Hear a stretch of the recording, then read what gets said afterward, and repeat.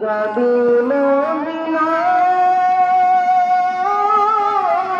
মদিনাতে কান্দেন নবী উম্মতের মায় দিলে রজনী কান্দিন তিনি দিলে রজনী কান্দিন তিনি সুরা দিল জান্নাতে মদিনাতে যাই নবীজির গুলামে নবীজির আশিকে মদিনাতে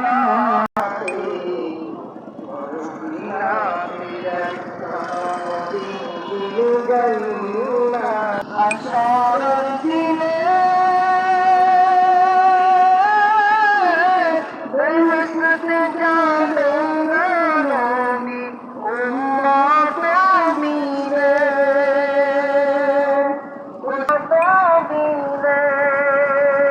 মাফ করিয়ে দিবেন আল্লাহ মাফ করিয়ে দিবেন আল্লাহ মদিনাতে যাই নবীজির গোলামে নবীজির আশিকের কোনো চিন্তা না মদিনাতে যাই চলো নবীজির জান্নাতে মদিনাতে যাই জিনজান নবীর আশিক জিনজান নবীর আশিক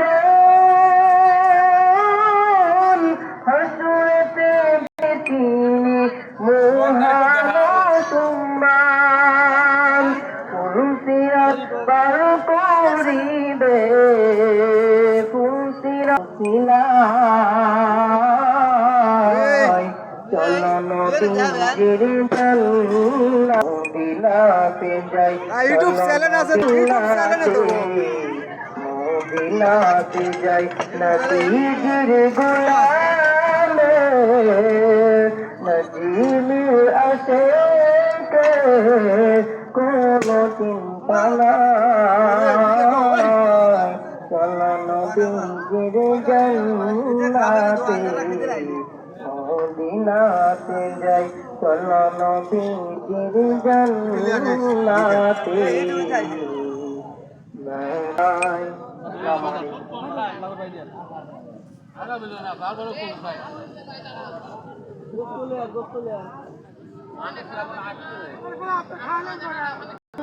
ই তো পাবো না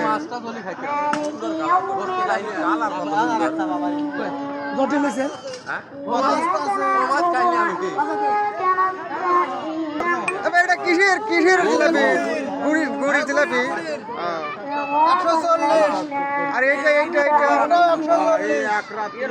এইটা এটা কিসের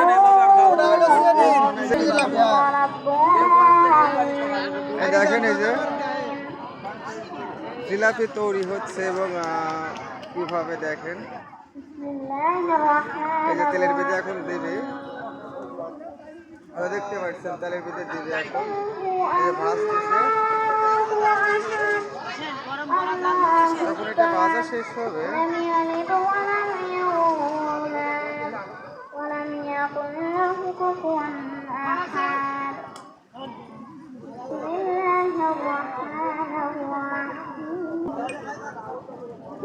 এটা ছিল মিলামিশ এবং 12 ভাজা ইত্যাদি পেঁয়াজি।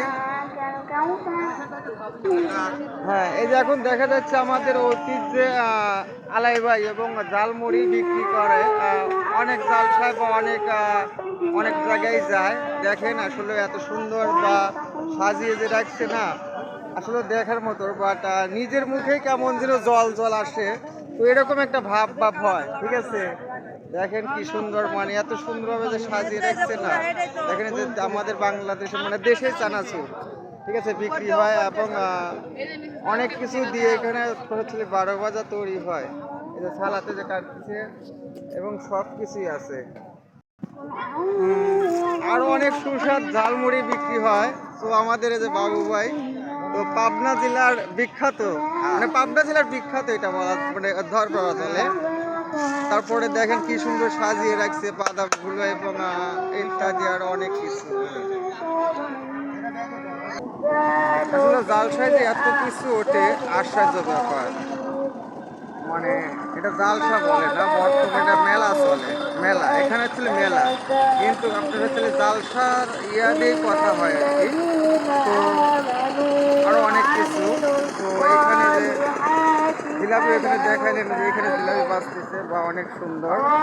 তো দেখেন এখানে টক আছে বা অনেক রকমের টক আছে, এই টকের নাম লিখে রাখছে। এই দেখেন অনেক কোন টক আছে বা সব রকমের নাম লেখা আছে।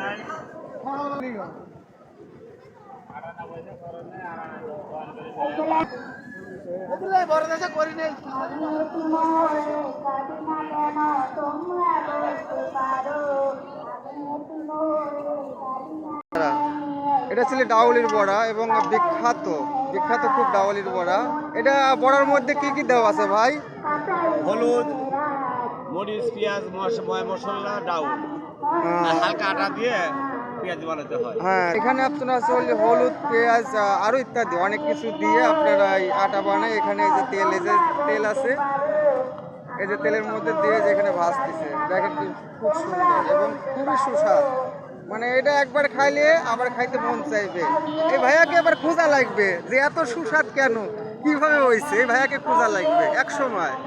যাক, যদি খোঁজার চেষ্টা করেন অবশ্যই আমাদের ডিসক্রিপশনে নাম্বার দেওয়া থাকবে, যোগাযোগ করলে অবশ্যই আপনার বাসায় বড়া মানে বড়া ভাইজে দিয়ে আসবে, সমস্যা নাই। পাগল, হ্যাঁ অনেকেই বলে যে পাগল কি গায়ে লেখা থাকে,